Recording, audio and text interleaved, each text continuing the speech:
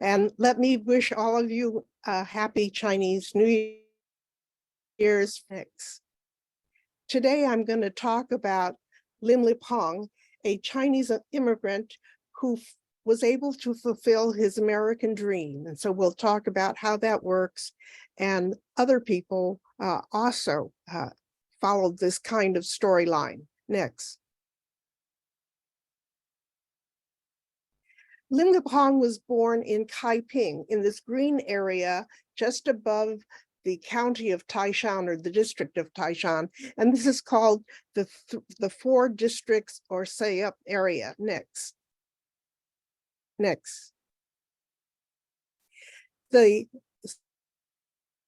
Sayup area, really rural, whereas nearby the Sanyup area was more urban. But they had different dialects and different customs, so they could not really talk to each other unless they learned the other dialect. Next.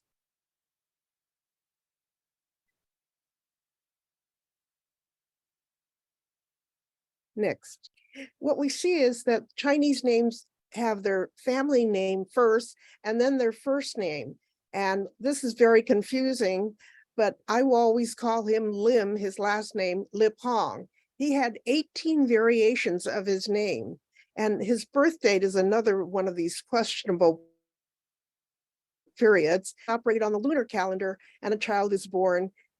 He's 1 year old. So if I were born yesterday and Chinese New Year's is tomorrow, I will be 2 tomorrow. So, and then when I die, you add another year. So a person's age is very different from the Western system. Next.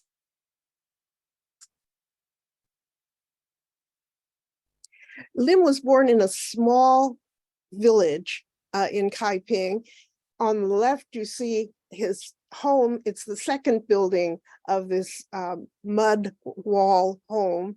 And this aerial view on the right will show you how small the village is. So small that he had no clan temple in that village. You had to go to the next village, which was larger, to worship or give reverence to your ancestors. Lim was the oldest son in a poor farming family. Next. Now, one of the did was often send remittances home to build homes for relatives, schools, hospitals, all sorts of projects in the county or for the clan. And so we see the Yup family of Reno on the left building a home in Kaiping, and on the right you see a small village in which the modern homes are in the gray homes on the far right, and this sort of inspired people to want to go abroad and help improve the clan or the village. Next. Now, there were various reasons for leaving China: the growth of the population, of trade with China, which eliminated a lot of traditional occupations. The Manchus, who are nomads who came from northeastern China, treated the southern Chinese harshly. There were tons of rebellions, including the most famous Taiping Rebellion, but there were also wars between the Han people and the Hakkas.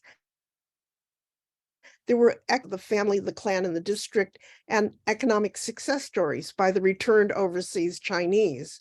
Now, the pull to go to America was the discovery of gold and the possibility of instant wealth and the offerings of new jobs in mining, railroad work, service industry, and so forth. But also there was a dream of economic and social success for themselves and their descendants. And some of the people were recruited by labor contractors. Others went because the family needed to be supported, and finally, merchants realized that by expanding their business to the United States, they could make a lot more. The individuals, like Lim, experienced the freedom from restrictive traditional practices, the freedom of speech, and the ideas embodied in the Declaration of Independence, and so they wanted to stay in the United States. Next. Now, he sailed on, which was the most inexpensive way of traveling, from the Hong Kong area into San Francisco. Next.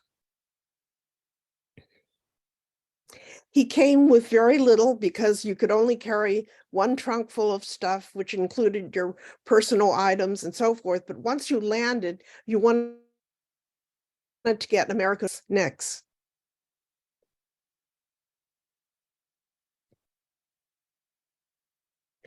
Now, some of them were met by American ministers, such as these two American Presbyterian ministers. And I think that Lim met one of these men and they introduced him to the Tubbs family.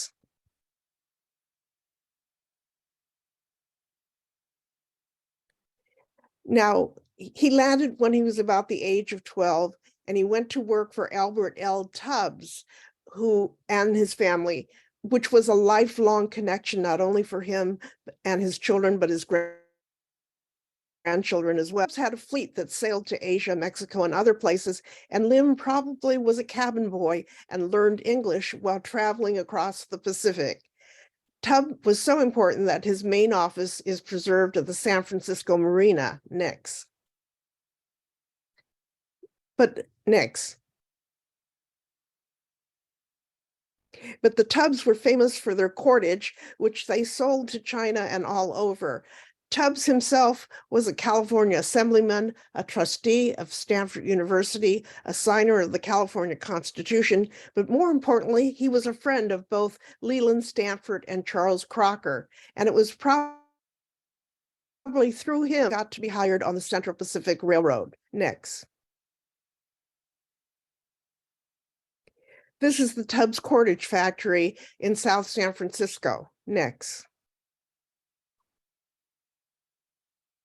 Now, in 1910, you could see how large the cordage factory was, and you can see Dogpatch, where Lim will build his ranch later on. Next.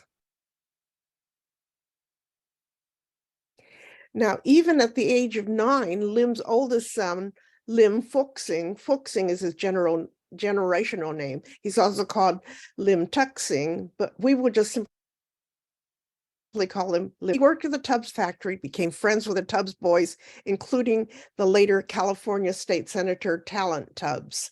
And by 1880, half of the cordage factory employed Chinese, but by 1890, because of the Exclusion Act, many of the employees were non-Chinese. To make all sorts of new developments, including winery, and you can still see his winery today. Next.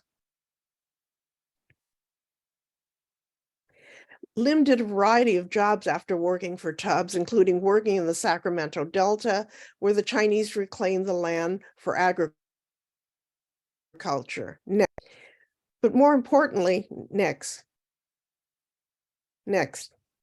More importantly, he settled in Dutch Flat, a mining and logging town, which in 1857 had 6,000 residents, 3,500 of which were Chinese, and they cut logs for the trains and hydraulic mining. We don't know exactly what Lim did, but it was in this general atmosphere that he worked.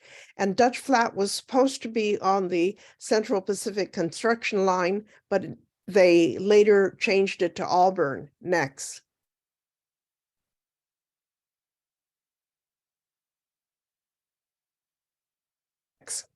So you can see that he was recruited in 1864 to work for the Central Pacific because he was 6 feet tall, spoke some English, and he eventually rose to be a Laoban or headman and later contractor for the railroads. And here you see him with some of his colleagues, that is fellow railroad worker, second from the left on the front row with his cousin and other relatives wearing hats next to him. Next.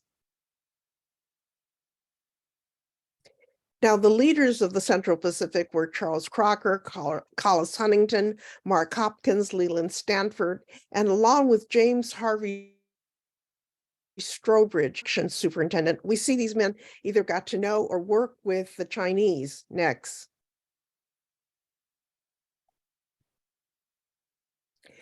Why did Charles Crocker hire the Chinese? He was the general superintendent. He was influenced by the Chinese ability to build the Great Wall. His Chinese, a judge recommended using Chinese. He saw their earlier work on the railroads, the Central California and Sacramento Valley Railroad, and working under Strawbridge, the San Francisco and San Jose railroads. The Chinese were called Crocker's pets. Next.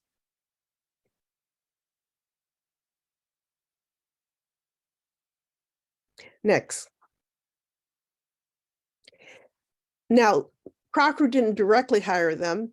He used a hiring firm or a labor firm, and the most famous of them was Sisson Wallace and Company, which had this advertisement saying that they would provide for, they had office in China as well as offices throughout the Central Pacific line. They charged no fee, but they required their workers to buy supplies from them. Next. Next. Now, about the contracts that were written for the Chinese, they might have followed the Cuban and British model, but I think they might have more closely followed the American model, such as the one that we'll see next, written by Jacob Lisi. Next.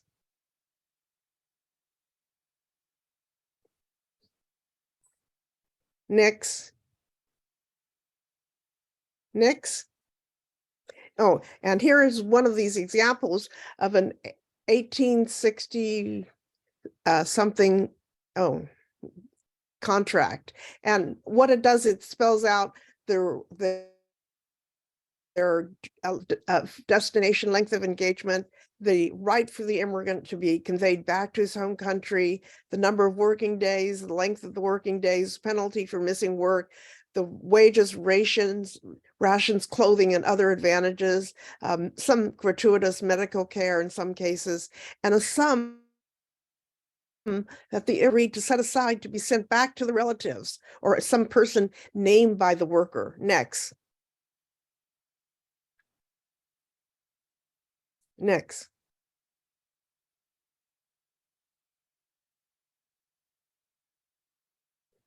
Next. Okay. Now, by 1869, Americans believed that the 6 companies were responsible for all of the contracted workers, but they weren't. Individuals could hire Chinese, and one of the most famous was Chin Ji He of Seattle, and I'll talk about him later. How many Chinese work for the Central Pacific? We really don't know, but the number varies 10,000 to 20,000. There are payroll records from 1864 to 1866, but after 1866, the contract and finance company took over the payroll for the Chinese, and we don't have any of their records left. Next.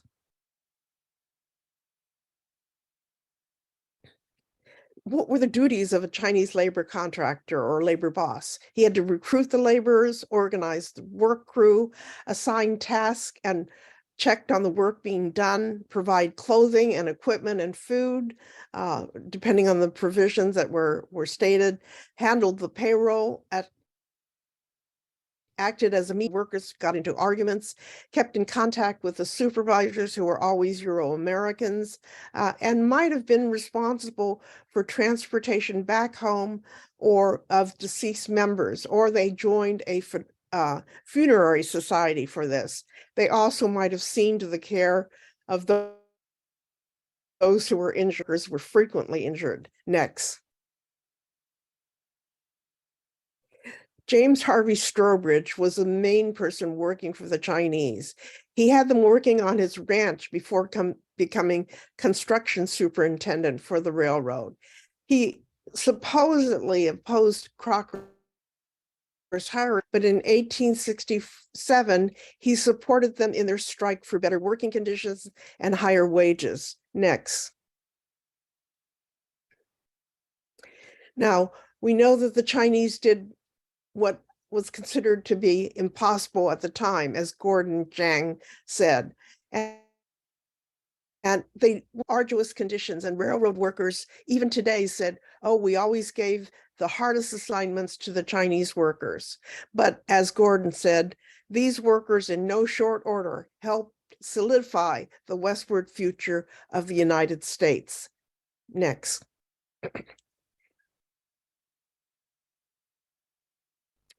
Without the Chinese, Leland Stanford wrote to the President of the United States in 1865, it would have been impossible to complete the western portion of this great national enterprise. Next.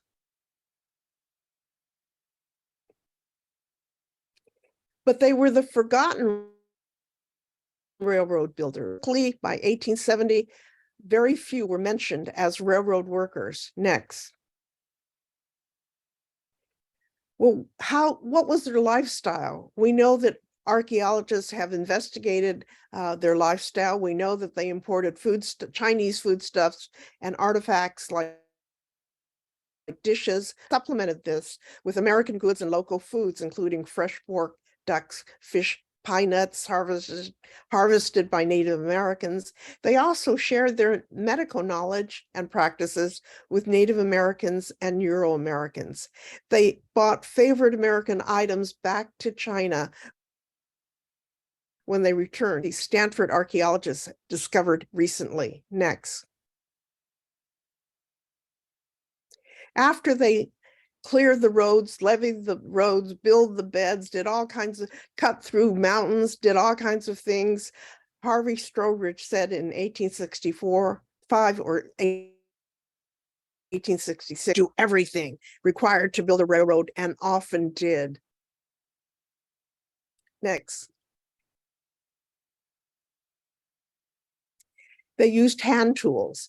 This is the age where no machinery was available. They used horses and mule-drawn carts to move dirt and bring equipment. Next. They built bridges like this. This is a beautiful wooden trestle between California and Nevada. They built many smaller ones like this that are only preserved in photographs because made of wood. They were replaced by iron and steel later on. Next. They cut through granite mountains like this, which was very, very difficult. Next. They blasted through tunnels using granite, mountains, using black powder, invented very unstable nitroglycerin. Next.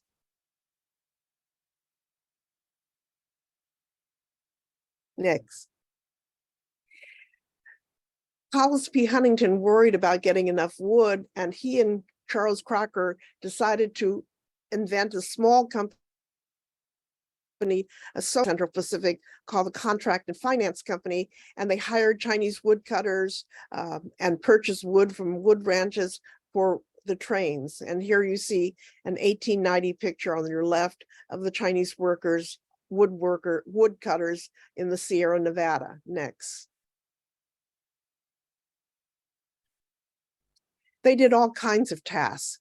They built train cars, stations, buildings, roundhouses, bridges, furniture, wagons, wheels, crates for shipping goods, and other community needs. They also did irrigation work since the steam engines required water and the towns needed water. Next. They got no credit for these things. Now, sometimes they lived in tents or boxcars or cabins. Next.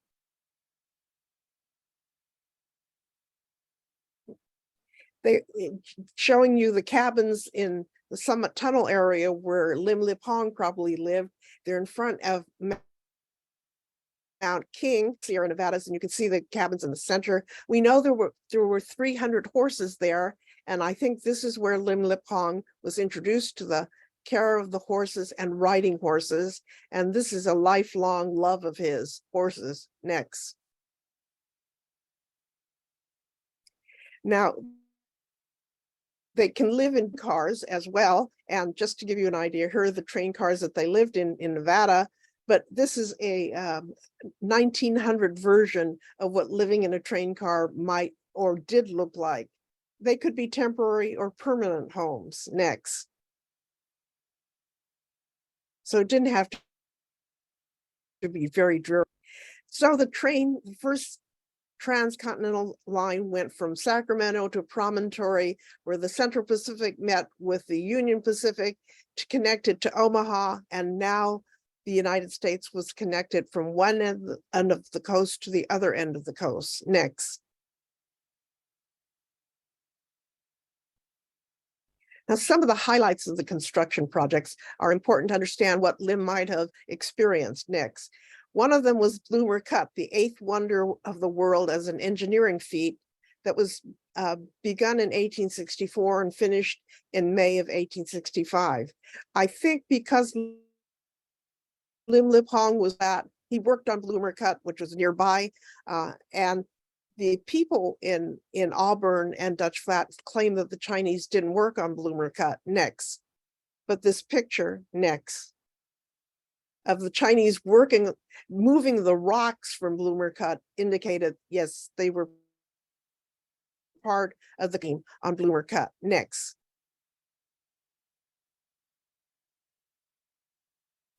Now, another great feat was building Cape Horn near Colfax. It was a solid granite mountain that they had to cut through. And you can see on the right, this line, that's the Ledge Railroad. Next.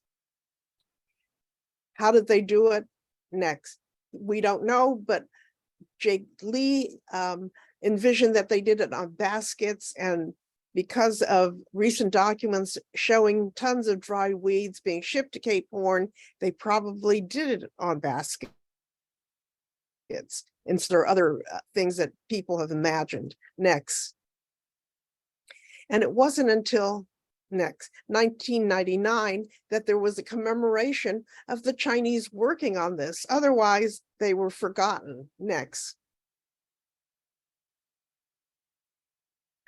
They also experienced, and because of the snowstorms in the terrible winter of 1866-67, with men found frozen in place in the spring, they next learned that they should build snow sheds. Next. So these snow sheds were very innovative and copied by other railroad companies, both and abroad. Next. Next. They also worked on the Summit Tunnel. Lim told his relatives or descendants that he did, and in the near the Summit Tunnel is this China overlooks Donner Lake and Summit number 7. Next. Next.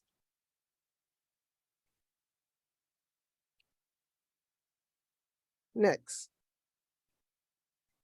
Tunnel number 6 was the most difficult to build. And here's the air vent top of it. You had to blast through this granite mountain. They had 3 shifts a day, 24 hours a day. And if you cut 1 inch of the granite mountain away, it was considered a great achievement. Next. This is hard work. Next. But they got to take breaks, which was tea delivered to them anytime they wanted on a regular basis. And because it was hot tea, they experienced no dysentery like the Euro-American workers did. Next. Now you can see from this map where Dutch Flat is, and Cisco and Donner Pass and Truckee. What happened is that near Cisco, a strike occurred and 2,000 Chinese went on strike, unheard of before. Next. The Chinese demanded better working conditions, better hours, higher wages, and they didn't get any of a month later. One of the reasons they might have went on strike is 2 days before the strike was called, a nitroglycerin explosion occurred in which blood, flesh, and bones of men and animals were scattered all over. An unforgettable sight. Next. Well, Crocker next. Crocker said, no food unless the Chinese quit their strike. And so they did. Crocker claimed it was a victory. The Chinese said he can't lose face, but a month later, they got some of their demands because Strobridge encouraged and supported the strikers. Next. When they reached Reno, called Lake Crossings, only about 5,000 workers were retained to cross the Nevada desert. Others went into cutting wood, which the Kaiping and Taishan people were very familiar with. And by 1870, they were about 70% Rockies loggers. Next.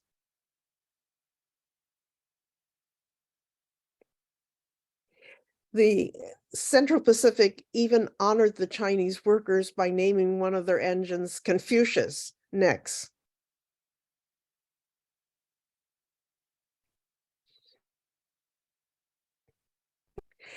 There was a contest between the Central Pacific and Union Pacific, and the Central Pacific won, laying 10 miles of track in one day, a feat that has never been equated. And we see that the Chinese, about 1,200 Chinese, were supervised by 8, and the only people who are remembered for doing this were the Irishmen, and a memorial plaque was placed with their names, but no mention of the Chinese. And this was all directed by Strobridge. Next.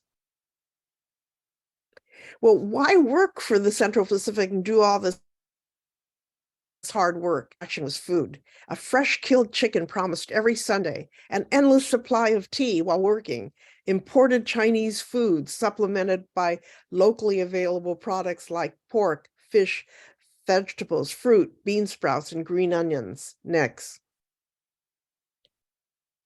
The Chinese menu very varied with Chinese goods. The American fare was dry beef, beans, and bread, butter, and potatoes. But we see that each team of worker had Chinese cooks who became famous and could demand a higher salary at wood camps, mines, ranches, train depots, and restaurants in general. Next.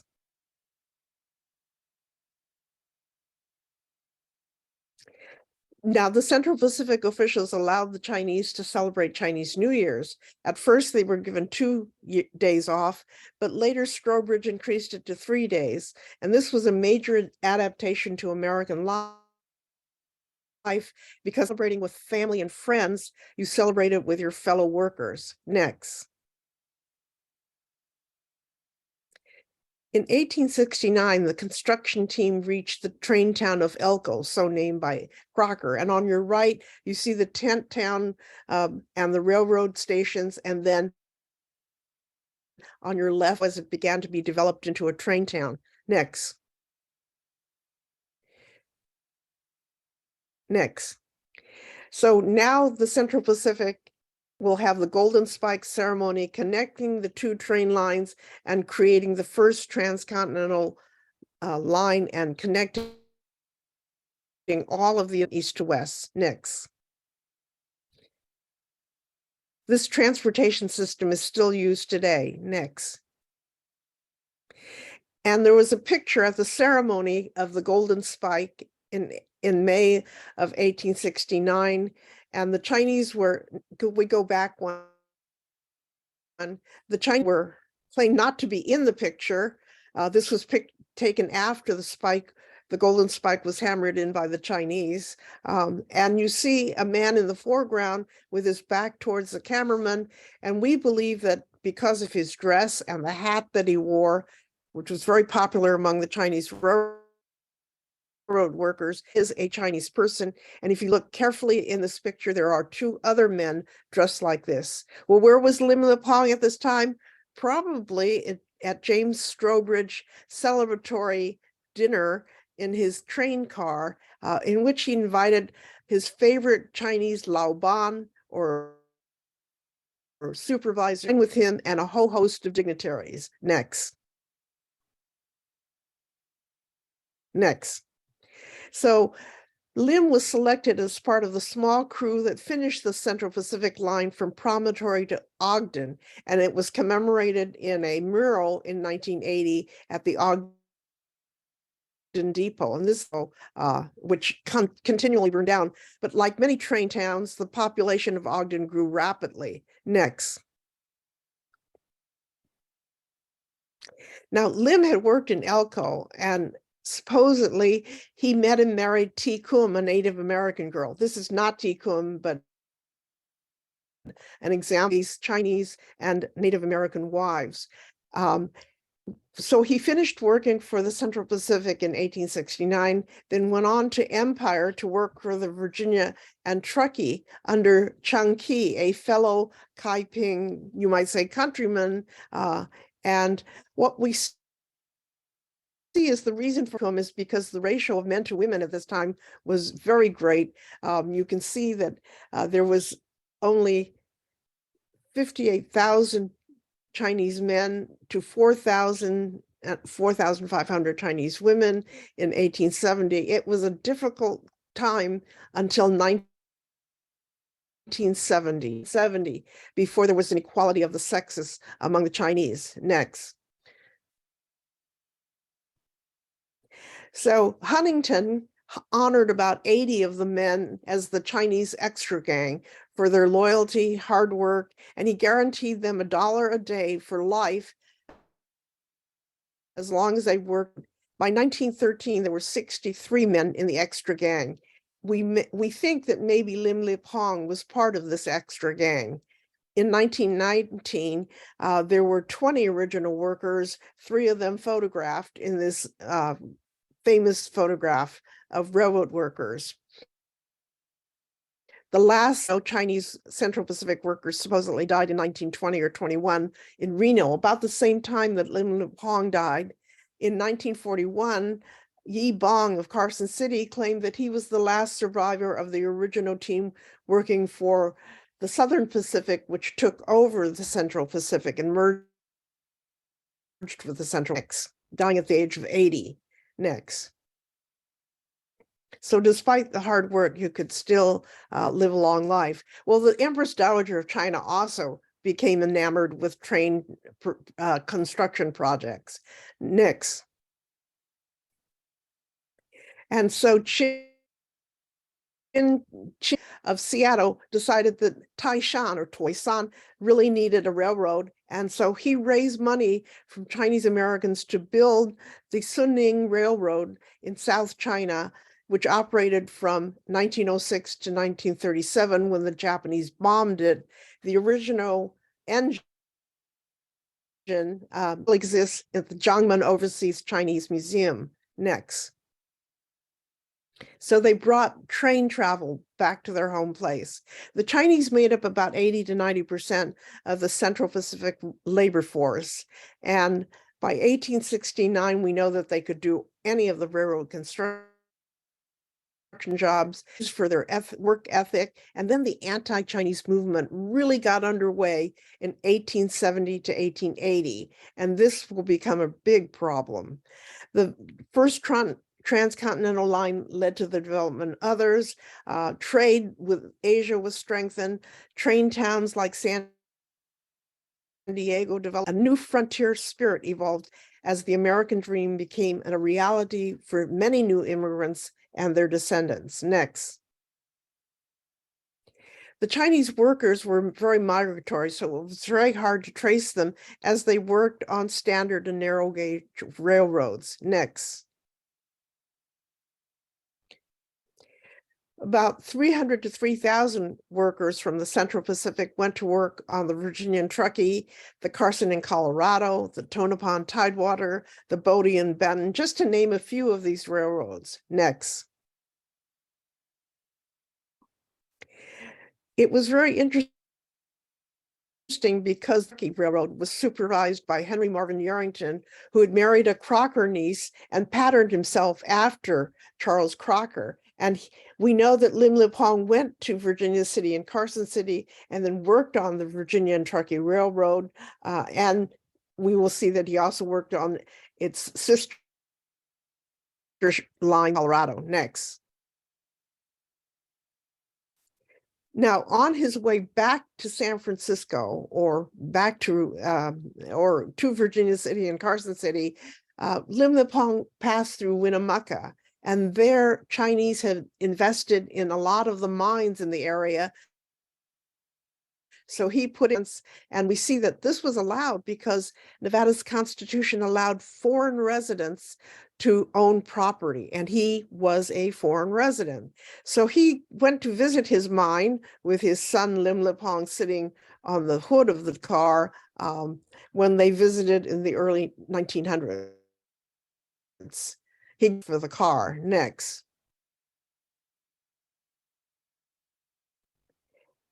Lim, with some of his fellow workers below, became Chinese community leaders, and he and his wife had two daughters. They lived in Empire, but in 1876, there was a horrible Chinese riot that started Carson City and spread to nearby Empire. His wife told him, maybe you better get out before they do something to you. So he fled, separated from his wife, and couldn't find her for a long time. By 1879, we see that he built Dog Patch Ranch in San Francisco. Next.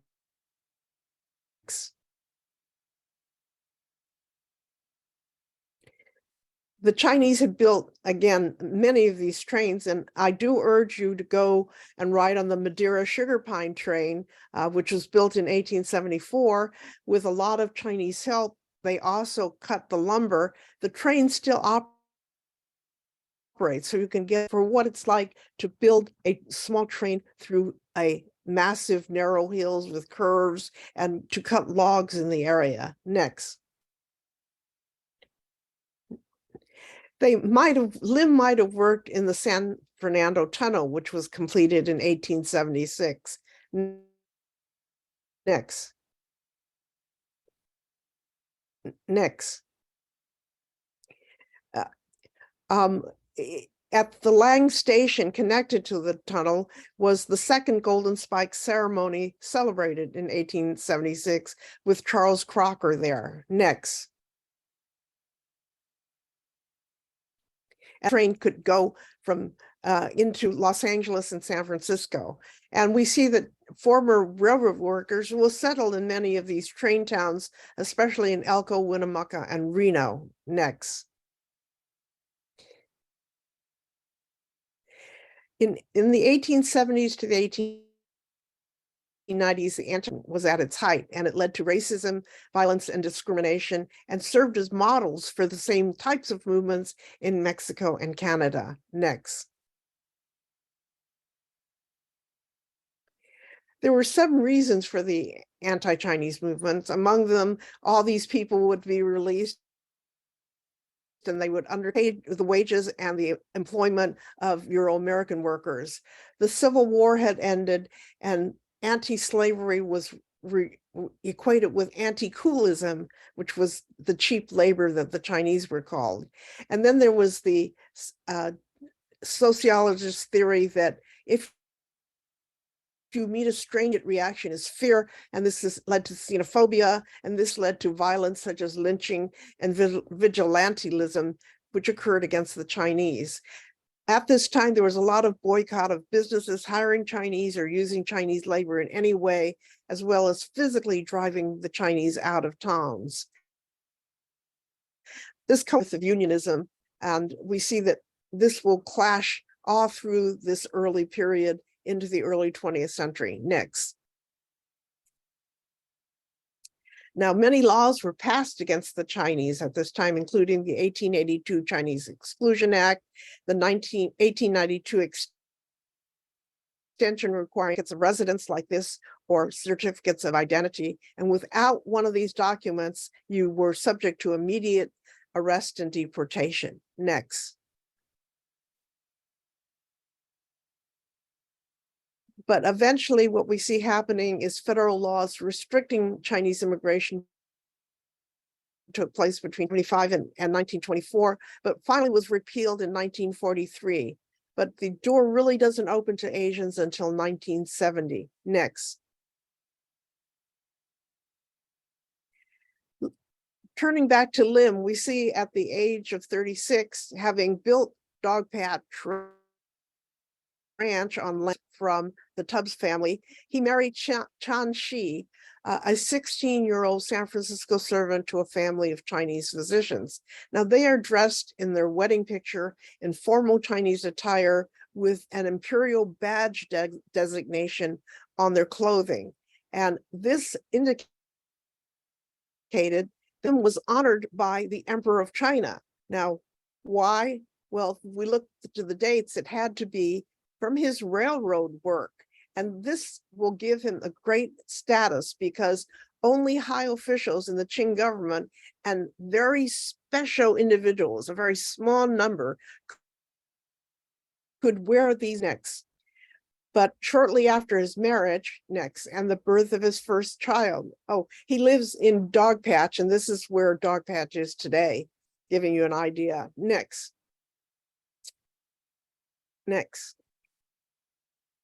So he got restless after the birth of his first child and went to work for the Carson in Colorado, a narrow gauge going from Nevada to California. And we know about him working there because he was on the census. Next. For Lyon County. The man listed as Lim, but it was probably, weren't always very accurate in census giving, but his age is given as correct. So we think that he was there, and it coincides with when we know he left Dogpatch Ranch. Next. And this may be where he could earn $1 a day because he's still working for the railroad. And you see that Crocker wrote to Huntington, which would come out of retirement, if he could have 8,000 Chinese workers working on the Southern Pacific, the heir to the Central Pacific, Mojave and LA route. So it may be that once again, Lim Lepong left to work on this line under Strobridge. Next. So we see a lot of lines being developed by the Chinese and the Chinese working on these lines from this map. Next. Well, what was life like after working on the railroads? Next. For Lim, he had the duty of raising his children. So the first child was born in 1879, a girl. Then a second child after he worked on the Carson in Colorado in 1883. And then finally, the boys came, 5 boys. And you see them in a picture in 1899. And in more, the boys had transitioned to wearing primarily Western clothing. And this was true in a lot of Chinatown and Chinese communities. Next. Dogpatch Ranch was located next to the cordage factory. This was the ranch house, and it was really a large, it had horses, pigs, ducks, chickens, and other animals. All his children were born in the ranch house. The children had to go to the Chinese school in San Francisco, Chinatown, 5 miles away. So they had a horse and cart that took them there. Next.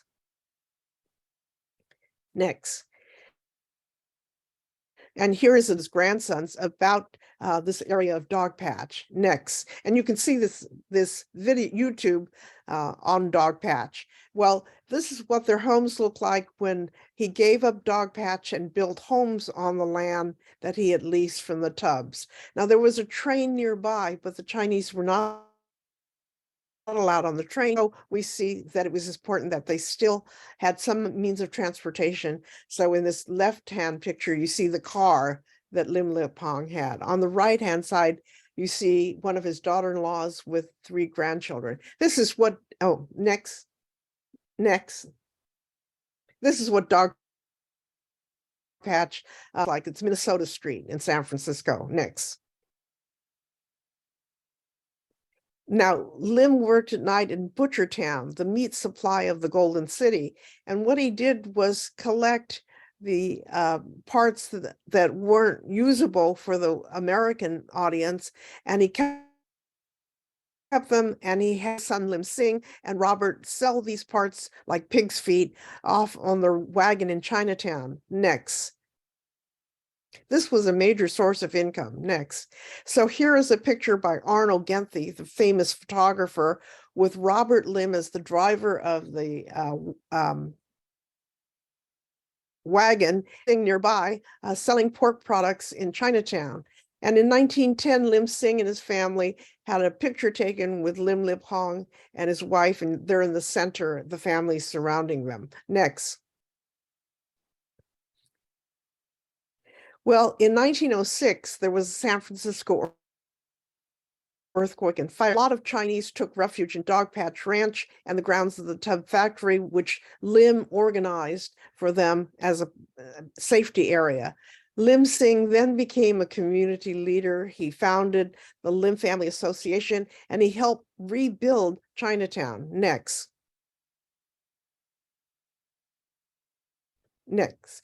And what we see is Arnold Genthe photographed this whole situation in 1906 and mentored Robert. And so he took this photograph of Robert driving the horse into Chinatown. And on the left, he had Robert select people that he could photograph. One of them was this Qing official Li Huizhang and his two children. And the girl married Lim Sing, which was acceptable because of the 1897 and the 1879 honor of the imperial badge that was given to Lim Lip Hong and his wife. And this would, in tradition of China, a daughter of an Qing official would not marry the son of a poor farmer. Next. And it also meant that Lim Lip Hong's children will marry very well. But he also became involved in the sale of guano and shipping the guano back in office on Grant Avenue. And he waited on the docks for his blue line shipping line ship to dock with the guano. Next. What is guano? I had no idea. Next. Until I saw this ad. The best fertilizer, and it was for a while, and it was harvested by Chinese in Peru, Cuba, and British control islands. Next. So this is the connection with Lim.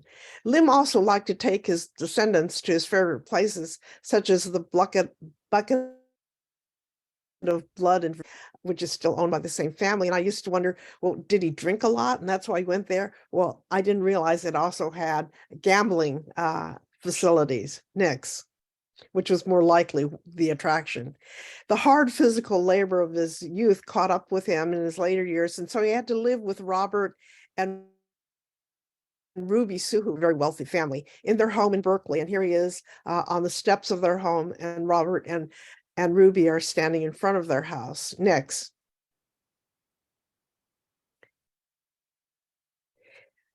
So he wandered around in his car and went to all sorts of places. He's seen here in 1914 cigar. He dies in 1920, and he gave up his horses, of course, for riding in automobiles. Next.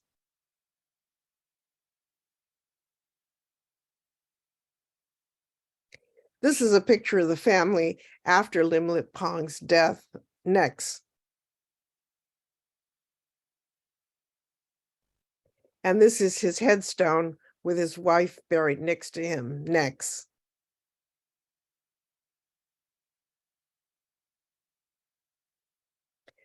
Next. And here's the Lim clan in 1914. Notice that almost everyone is in Western dress. Members of the Lim Lip Hong family met in 2011, and there were over 200 of them, and they all have been active in the Chinese Railroad Descendants Association. Next. Now we look at the children just to see how this dream is even fulfilled further. Next. And it will be fulfilled further by the grandchildren. We see that the oldest daughter went to teach in Guangdong, then eventually returned to the United States and raised two children there. Next. That her sister married Wang Get Yao, one of Chinatown's wealthiest Chinese at the time. Next. He died in 1912 and left his young widow the ownership or the editorship of the Chinese World, the newspaper that he was the editor of, and his gambling operations in Chinatown. She was very successful. She even added a woman's column to the newspaper, probably influenced by the Chinese women's movement, Chiang Kai-shek, and the American feminist movement of the time. Next. Then Lim Fuxing or Lim Tungsing or Lim Sing won an Qing Imperial Award for his work in reestablishing Chinatown after the earthquake. He was nipping, and his hiring of sailors to man various ships throughout the Pacific Ocean, and he had some 1,200 ships running into Los Angeles Harbor for 4 companies at one time. And he was also sought after for comments, and he said in 1928 that people wanted to hire the Chinese crews because they sent the money that they earned to their families in China. They didn't watch the clock. They seldom went ashore, and they were very loyal employees. Next. Robert, on the other hand, decided to become a photographer. He was mentored by Genthe, and you can see him second on the left with a cap on with these photographers. He was the unofficial photographer for the Angel Island Immigration Center. Next. He's the one who changed the spelling of their last name to Lim to be more Americanized, he said. And will be covered by Lim Lipong's great-granddaughter, Andrea Yi. So you'll hear all about him next month. Next.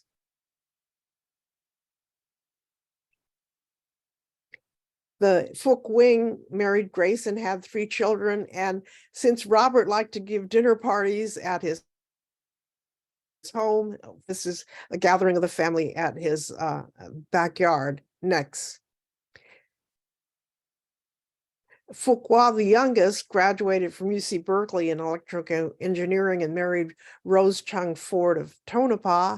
And he couldn't get a job in engineering because of the discrimination at the time. He sold meats in Chinatown, not surprising. And he was also a census taker, which I found very surprising. He died at 49, and Rose then went to live with her mother-in-law. Next. So it's necessary to remember some of the contributions of the Chinese railroad workers in the United States. Next, we see that there is a commemorative plaque by the Chinese Historical Society in 1969. Next, and the next. And the Chinese put up their own, playing on the words of the 4 districts and the big 4.